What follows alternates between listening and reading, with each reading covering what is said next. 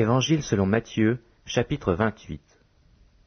Après le sabbat, à l'aube du premier jour de la semaine, Marie de Magdala et l'autre Marie allèrent voir le sépulcre. Et voici, il y eut un grand tremblement de terre, car un ange du Seigneur descendit du ciel, vint rouler la pierre et s'assit dessus. Son aspect était comme l'éclair, et son vêtement blanc comme la neige. Les gardes tremblèrent de peur et devinrent comme morts. Mais l'ange prit la parole et dit aux femmes, « Pour vous, ne craignez pas, car je sais que vous cherchez Jésus qui a été crucifié. Il n'est point ici. Il est ressuscité, comme il l'avait dit. Venez, voyez le lieu où il était couché, et allez promptement dire à ses disciples qu'il est ressuscité des morts. Et voici, il vous précède en Galilée. C'est là que vous le verrez. Voici, je vous l'ai dit. » Elles s'éloignèrent promptement du sépulcre, avec crainte et avec grande joie, et elles coururent porter la nouvelle aux disciples. Et voici, Jésus vint à leur rencontre et dit, « Je vous salue. » Elles s'approchèrent pour saisir ses pieds, et elles se prosternèrent devant lui. Alors Jésus leur dit, « Ne craignez pas, allez dire à mes frères de se rendre en Galilée, c'est là qu'ils me verront. » Pendant qu'elles étaient en chemin, quelques hommes de la garde entrèrent dans la ville et annoncèrent aux principaux sacrificateurs ce qui était arrivé. Ceux-ci, après s'être assemblés avec les anciens et avoir tenu conseil, donnèrent aux soldats une forte somme d'argent, en disant, « Dites, ces disciples sont venus de nuit le dérober pendant que nous dormions. Et si le gouverneur l'apprend, nous l'apaiserons et nous vous tirerons de la peine. » Les soldats prirent l'argent et suivirent les instructions qui leur avaient été données. Et ce bruit s'est répandu parmi les Juifs, jusqu'à ce jour. Les 11 disciples allèrent en Galilée, sur la montagne que Jésus leur avait désignée. Quand ils le virent, ils se prosternèrent devant lui, mais quelques-uns eurent des doutes. Jésus s'étant approché leur parla ainsi, « Tout pouvoir m'a été donné dans le ciel et sur la terre. Allez, faites de toutes les nations des disciples, les baptisant au nom du Père, du Fils et du Saint-Esprit, et enseignez-leur à observer tout ce que je vous ai prescrit. Et voici, je suis avec vous tous les jours jusqu'à la fin du monde. » Évangile selon Marc, chapitre 1. Commencement de l'évangile de Jésus-Christ, Fils de Dieu. Selon ce qui est écrit dans Isaïe le prophète, « Voici, j'envoie devant toi mon messager, qui préparera ton chemin. C'est la voix de celui qui crie dans le désert, « Préparez le chemin du Seigneur, aplanissez ses sentiers. » Jean parut, baptisant dans le désert et prêchant le baptême de repentance pour la rémission des péchés. Tout le pays de Judée et tous les habitants de Jérusalem se rendaient auprès de lui, et confessant leurs péchés, ils se faisaient baptiser par lui dans le fleuve du Jourdain. Jean avait un vêtement de poil de chameau, et une ceinture de cuir autour des reins. Il se nourrissait de sauterelles et de miel sauvage. Il prêchait, disant, « Il vient après moi celui qui est plus puissant que moi, et je ne suis pas digne de délier en me baissant la courroie de ses souliers. Moi, je vous ai baptisé d'eau, lui, il vous baptisera du Saint-Esprit. » En ce temps-là, Jésus vint de Nazareth en Galilée. Il fut baptisé par Jean dans le Jourdain. Au moment où il sortait de l'eau, il vit les cieux s'ouvrir et l'Esprit descendre sur lui comme une colombe.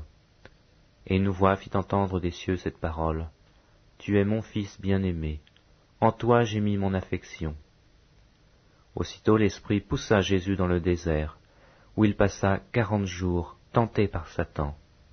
Il était avec les bêtes sauvages, et les anges le servaient. Après que Jean eut été livré, Jésus alla dans la Galilée, prêchant l'évangile de Dieu. Il disait, « Le temps est accompli, et le royaume de Dieu est proche. Repentez-vous et croyez à la bonne nouvelle. » Comme il passait le long de la mer de Galilée, il vit Simon et André, frères de Simon, qui jetaient un filet dans la mer, car ils étaient pêcheurs. Jésus leur dit, « Suivez-moi, et je vous ferai pêcheurs d'hommes. » Aussitôt, ils laissèrent leurs filets et le suivirent.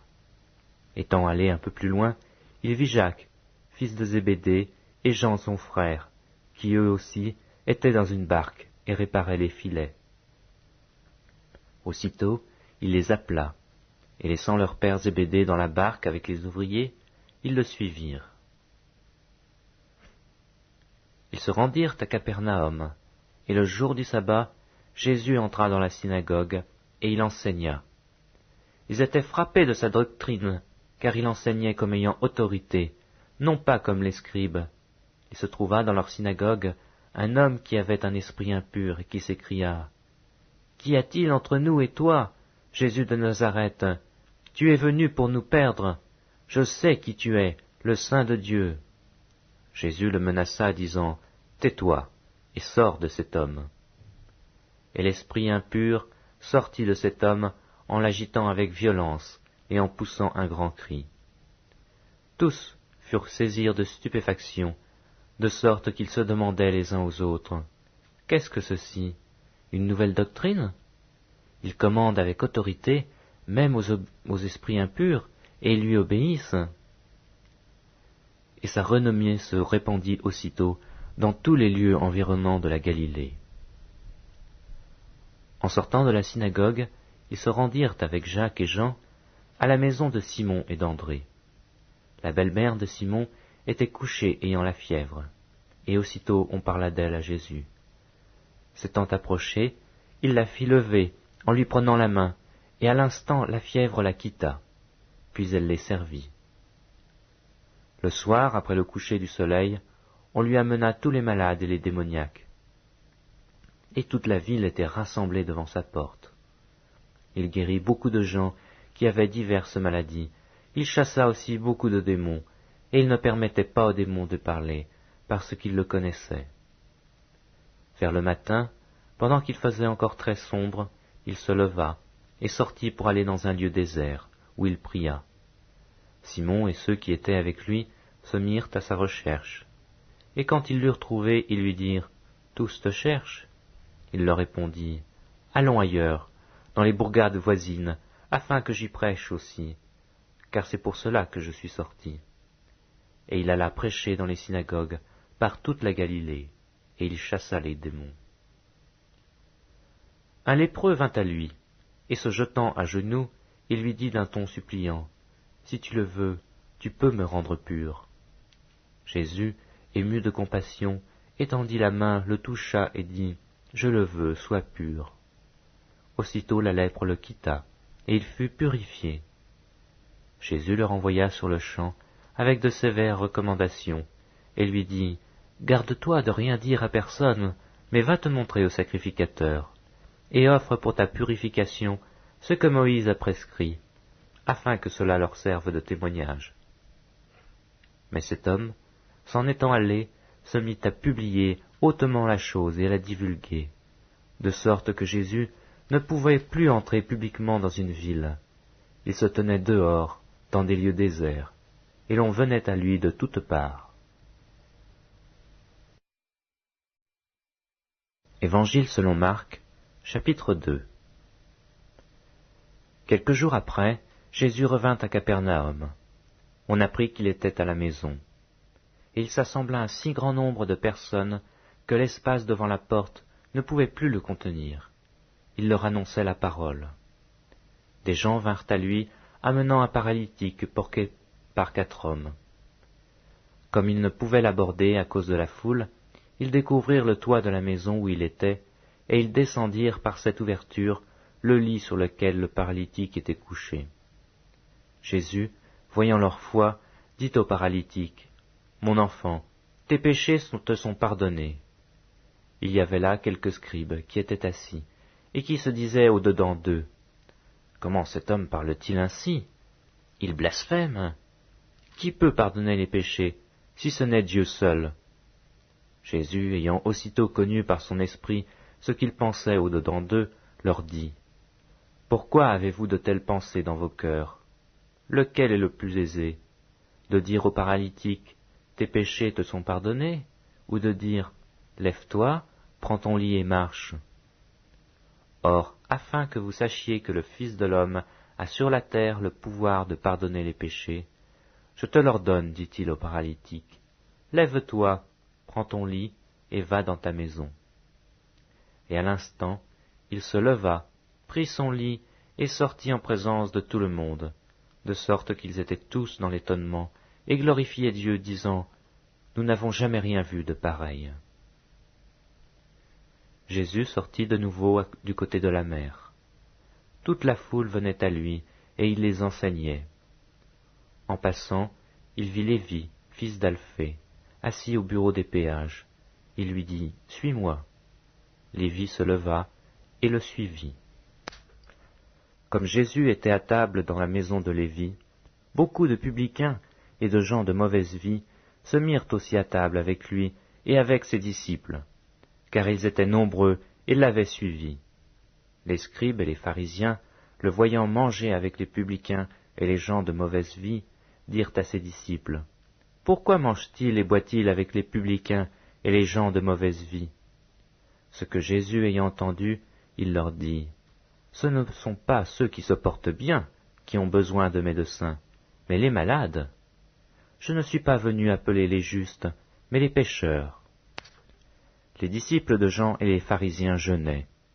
Ils vinrent dire à Jésus, « Pourquoi les disciples de Jean et ceux des pharisiens jeûnent-ils, tandis que tes disciples ne jeûnent point ?» Jésus leur répondit, « Les amis de l'époux peuvent-ils jeûner pendant que l'époux est avec eux? Aussi longtemps qu'ils ont avec eux l'époux, ils ne peuvent jeûner.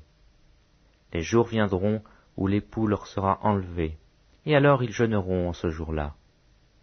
Personne ne coud une pièce de drap neuf à un vieil habit, autrement la pièce de drap neuf emporterait une partie du vieux, et la déchirure serait pire.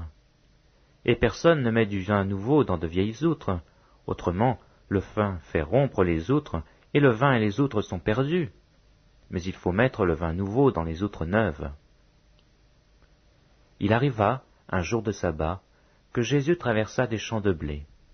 Ses disciples, chemin faisant, se mirent à arracher des épis. Les pharisiens lui dirent, « Voici, pourquoi font-ils ce qui n'est pas permis pendant le sabbat ?» Jésus leur répondit, « N'avez-vous jamais lu ce que fit David lorsqu'il fut dans la nécessité et qu'il eut faim, lui et ceux qui étaient avec lui? Comment il entra dans la maison de Dieu du temps du souverain sacrificateur Abiatar, et mangea les pains de proposition, qu'il n'est permis qu'aux sacrificateurs de manger, et en donna même à ceux qui étaient avec lui. Puis il leur dit, le sabbat a été fait pour l'homme, et non l'homme pour le sabbat, de sorte que le Fils de l'homme est maître même du sabbat.